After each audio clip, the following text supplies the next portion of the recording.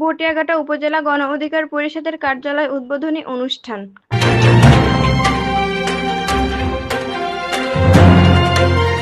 আসসালামু আলাইকুম দর্শক, সকলকে আমন্ত্রণ জানাচ্ছি বিবিআর নিউজ সংবাদে।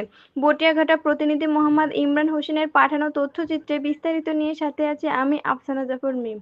ভটিয়াঘাটা উপজেলা গণ অধিকার পরিষদের কার্যালয় উদ্বোধনে শুক্রবার সন্ধ্যা ৬টায় গঙ্গারামপুর ইউনিয়ন কাতিয়া নাংলায় গণ অধিকার পরিষদের সভাপতিত্ব করেন জাহিদুর রহমান জাহিদ।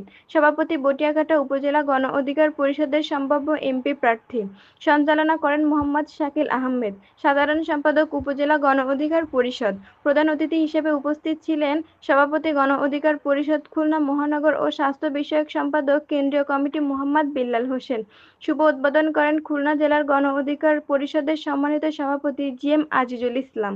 বিশেষ অতিথি সভাপতি ও ট্রেড ইউনিয়ন বিষয়ক সম্পাদক কেন্দ্রীয় কমিটি মোহাম্মদ রুহুল আমিন, সাধারণ সম্পাদক শ্রমিক অধিকার পরিষদ খুলনা মহানগর ও সহ ট্রেড ইউনিয়ন বিষয়ক সম্পাদক কেন্দ্রীয় কমিটি মোহাম্মদ রবিউল ইসলাম রবিন, সাংগঠনিক সম্পাদক খুলনা মহানগর ফরহাদ হোসেন রাজ, সাংগঠনিক সম্পাদকের গণ অধিকার পরিষদ খুলনা জেলা মোহাম্মদ মাজিদুল ইসলাম মুন্না, রবিউল ইসলাম রবি, সাধারণ সম্পাদক যুব অধিকার বিষয়ক খুলনা জেলা, সাংগঠনিক সম্পাদক যুব অধিকার বিষয়ক পরিষদ খুলনা জেলা মোহাম্মদ লিয়াকত আলী, সাবেক সভাপতি ছাত্র অধিকার পরিষদ খুলনা মহানগর সাব্বির হোসেন শুভ, সাবেক সাধারণ সম্পাদক ছাত্র অধিকার পরিষদ খুলনা মহানগর আলমগীর হোসেন মুন্না, সুপ্রিম কোর্টের আইনজীবী অ্যাডভোকেট মুস্তফা বিল্লাল, সদস্য খুলনা জেলা গণ অধিকার পরিষদ।